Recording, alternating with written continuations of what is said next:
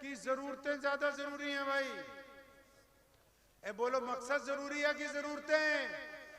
मकसद। तो मैंने एक मुफ्ती साहब से पूछा, मैंने कहा अगर बार बार ऐसे करके नमाज पढ़ें, अब वो हदीसें क्या हैं, कितनी मजबूत है कितनी नहीं, वो बात की बात है।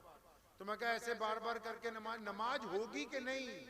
बोले होगी। मैं कहा अगर यहां नियत बांधे तो बोले तब भी होगी, अगर यहां नियत बांधे तो तब भी, अगर नाप पे नियत बांधे तो हो जाएगी।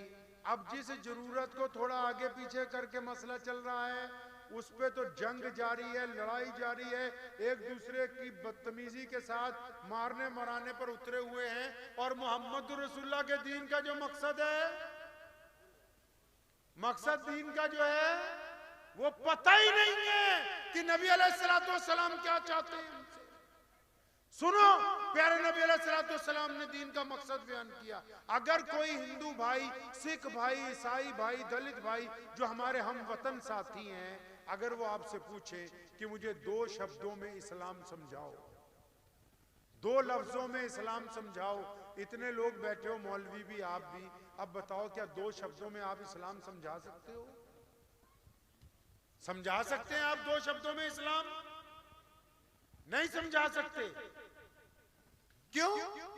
क्योंकि इस पर बात ही नहीं कभी हम करते कि इस्लाम का मकसद क्या है, इस्लाम दुनिया को क्या कहना चाहता है। इस्लाम सिर्फ हमें हमारे लिए नहीं दिया गया, हमें इस्लाम का नुमाइंदा बनाया गया ताकि अल्लाह की मखलूक, अल्लाह के बंदे, अल्लाह का कुंबा इस्लाम को पसंद करे आपके जरिए और वो अल्लाह की रहमत के अंदर आ जाएं। अब वो बात ही नहीं है कि अल्लाह ताला ने हमारे पे क्या जिम्मेदारी डाली। हम तो बोले सुबह भी गोश्त खाना है, दोपहर भी गोश्त खाना है, शाम को भी गोश्त खाना है, और इतना गोश्त खाया कि गैर मुस्लिम समझे कि गोश्त खाने वाले को ही मुसलमान बोलते, कि जो गोश्त नहीं खाता वो मुसलमान ही नहीं होगा। जबकि मेरे नबी अलैहिस्सलाम ने रोजाना गोश्त नहीं खाया। पूछना कभी मौलवियों से बैठ के, नबी अलैहिस्सलाम ने फाका भी किया, सब्जी भी खाई, दूध को पसंद किया, दही को पसंद किया, और सबसे बड़ी बात, प्यारे नबी अलैहिस्सलाम पैदल चलने को, सुबह की सैर को महबूब समझते हैं। ओहद पहाड़ तक बार बार तशरीफ ले जाते हैं। हम तो उस तरफ जाने के लिए तैयार ही नहीं है। हम बोलते हैं गोश्त बिरयानी कोरमा खाओ, उसके बाद तुम्हें बताते हैं जायज क्या है और नाजायज क्या है।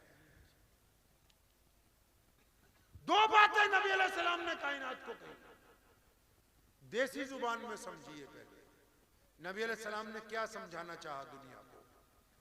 आप चाहते हैं कि आपकी बीवी आपके अलावा किसी और को ना देखे? ये आप नहीं चाहते। आपकी रगों में जो खून चल रहा है ना, उसने आपको समझा रखा है कि बीवी वफादार होनी चाहिए। आपको किसी ने समझाया नहीं, स्कूल में पढ़ाया नहीं गया, मदरसे में नहीं कहा किसी ने। ये जो अंदर खून चल रहा है ना, इसमें ये बात है कि मेरी बीवी मेरी वफादार हो। और अगर बीवी को जाके पूछोगे, उसकी रगों में भी ऐसे ही खून चलता है, वो भी कहती है कि मेरा मियां मेरा ही वफादार रहे, इधर उधर मुंह मत मारे कहीं जाके।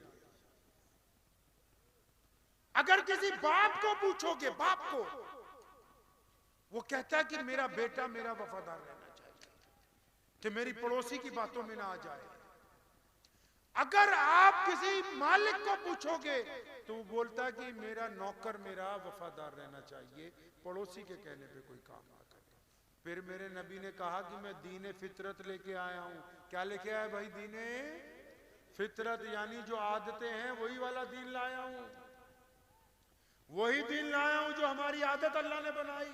लोगों ने पूछा वो क्या आदत है? अब जब तुम दुनिया के रिश्तेदारों में, दुनिया के रिश्तों में, मियां बीवी के रिश्ते में, बाप बेटे के रिश्ते में, मालिक नौकर के रिश्ते में, पड़ोसी पड़ोसी के रिश्ते में, भाई भाई के रिश्ते में वफादारी ढूंढता है, तो मेरे नबी सल्लल्लाहु अलैहि वसल्लम ने हमें सिखाया कि वो अल्लाह भी चाहता है कि बंदा अपने रब का वफादार होकर के रहे। हज़रत अबू बकर सिद्दीक रज़ियल्लाहु ताला अन्हु और हमारी अम्मा हजरत उम्मुल मोमिनीन खदीजतुल कुबरा रज़ियल्लाहु ताला अन्हा और सबसे गुलामों में पहले मुसलमान होने वाले सैयदना बिलाल रज़ियल्लाहु ताला अन्हु और बच्चों में पहले मुसलमान होने वाले मौला अली शेर खुदा रज़ियल्लाहु ताला अजमाइन, ये जितने लोग इब्तिदा में मुसलमान हुए, सैयदना सुमैया रज़ियल्लाहु ताला अन्हा, अम्मार बिन यासिर रज़ियल्लाहु ताला, इन लोगों ने प्यारे नबी अलैहिस्सलातु वस्सलाम से बड़ी मुख्तसर सी बात पूछी कि या रसूलुल्लाह सल्लल्लाहु अलैहि वसल्लम, हम जबकि आपके रब को रब मान चुके, आपको अल्लाह का नबी मान लिया, अब करना क्या है, ये बताओ करना क्या है। सुनो इसमें इस्लाम का राज है कि अब करना क्या है।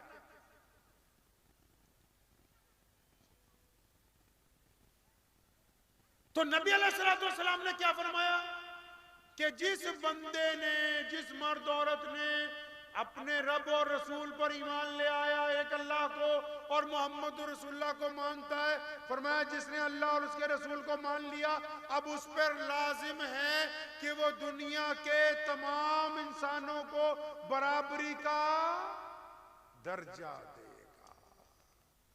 इस्लाम दो लफ्जों में है, एक अल्लाह और उसके रसूल को मानना है, दुनिया के तमाम लोगों को बराबरी का दर्जा देना है। किसी को उसके धर्म की वजह से, किसी को उसके रंग की वजह से, किसी को उसकी जात की वजह से, किसी को उसकी नस्ल की वजह से, किसी को उसके पैसे की वजह से, किसी को उसकी गुर्बत की वजह से, किसी को उसके लिबास की वजह से अपने से नीचा नहीं समझना है।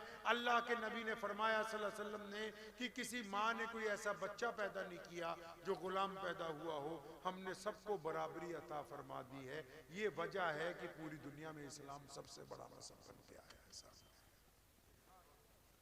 क्योंकि दुनिया के जो लोग हैं वो ताकत तो ला सकते हैं, हुकूमत तो ला सकते हैं, लेकिन एक ही थाली में खाने का फन तो मोहम्मद रसूलुल्लाह ने अता फरमाया।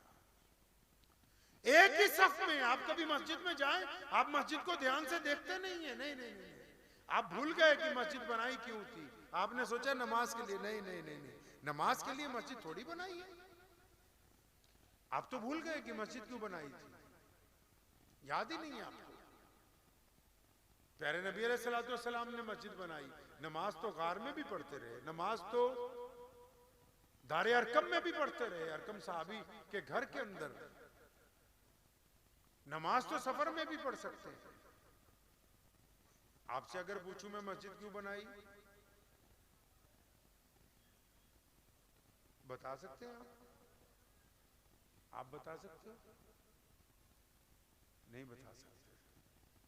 उसकी वजह गैर जरूरी बातों में लगे हुए 24 घंटे, एक दूसरे की टांग खींचने में, गैर जरूरी व्हाट्सएप के इधर से उधर मैसेज करने में, उस दीन को नहीं तलाश रहे जो मोहम्मद रसूलुल्लाह सल्लल्लाहु अलैहि वसल्लम ने था। अल्लाह के नबी अलैहि सलाम ने कहा मस्जिद बनाओ, या रसूलुल्लाह सल्लल्लाहु अलैहि वसल्लम क्यों बनाए? फरमाया ताकि हमने इकट्ठे होके नमाज पढ़नी है। नमाज तो घर पे भी हो जाती थी, मस्जिद इसलिए बनाई ताकि अब्दुर्रहमान, मोहम्मद शफी, मोहम्मद जुनैद आपस में इकट्ठे नमाज पढ़ेंगे। या रसूलुल्लाह सल्लल्लाहु अलैहि वसल्लम इकट्ठे कैसे? फरमाया कंधे से कंधा जोड़ के, कंधे से कंधा जोड़ के नमाज पढ़ेंगे। पूछा प्यारे पैगंबर सल्लल्लाहु अलैहि वसल्लम से कि इससे क्या फायदा होगा? फरमाया तुम्हारे दिल आपस में मिल जाएंगे। मस्जिद को नहीं देखते हो?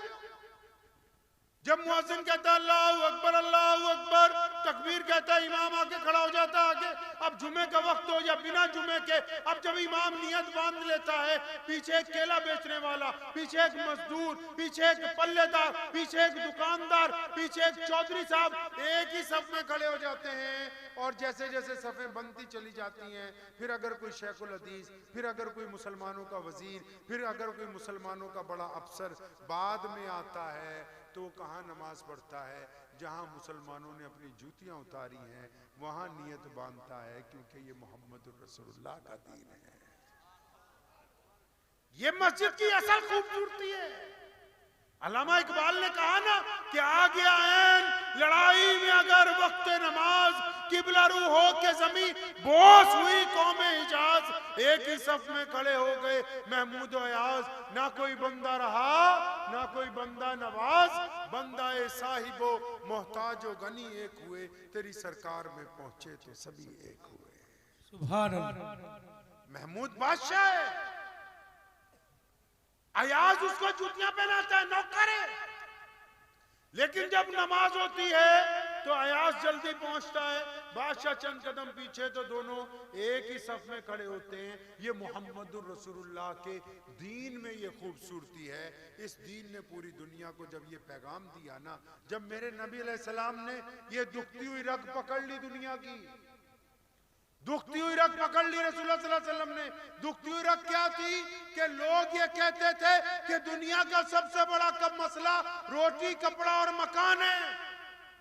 आज भी कोई भी दुनिया की हुकूमत, अमेरिका में अभी इलेक्शन हुए, उन्होंने भी कहा रोटी कपड़ा और मकान हम अच्छा देंगे। सुनो, मेरे नबी अलैहिस्सलाम ने हमें समझाया, दुनिया का सबसे बड़ा मसला रोटी कपड़ा मकान नहीं है।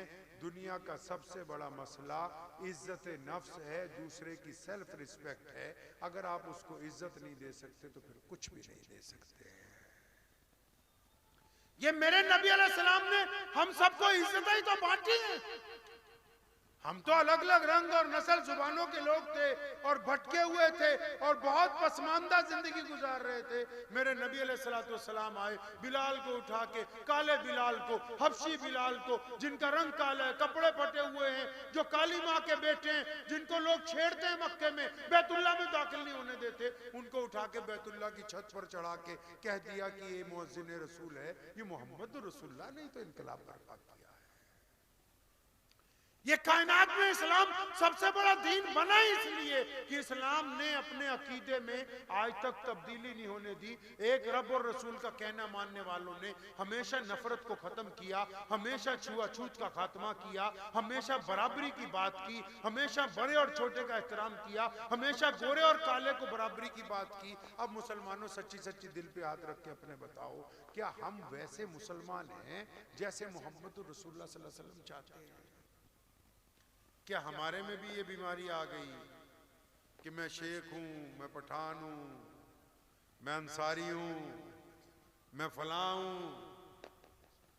अगर किसी में ये तकलीफ है तो नौजुबिल्लाह व हुजूर सल्लल्लाहु अलैहि वसल्लम के इब्तिदाई कानून की खिलाफ वर्जी करता है वो, चाहे वो आलिम है या गैर आलिम है। अगर किसी को अपनी जात ऊंची लगती है, जात तो छोड़ो, अगर किसी को